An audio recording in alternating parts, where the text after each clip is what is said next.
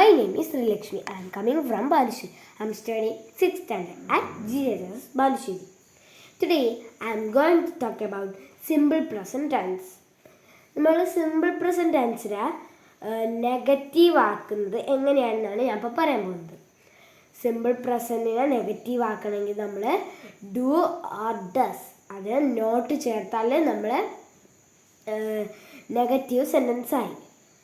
സിംഗുലറിൽ does എന്നും പ്ലൂറലിന് do എന്നുമാണ് ചേർക്കുന്നത്.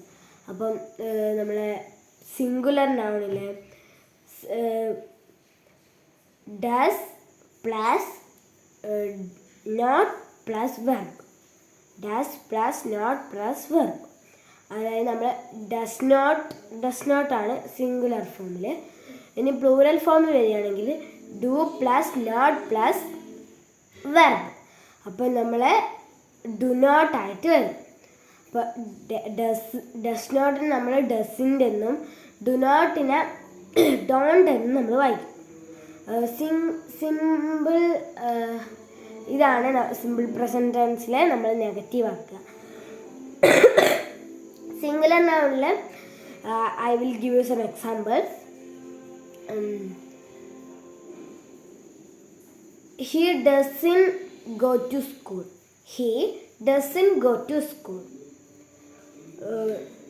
She doesn't go to dance class. She doesn't go to dance class. Next plural form രണ്ട് examples പറഞ്ഞുതരാം. I don't play football. I don't play football. I don't eat rice. I don't eat rice.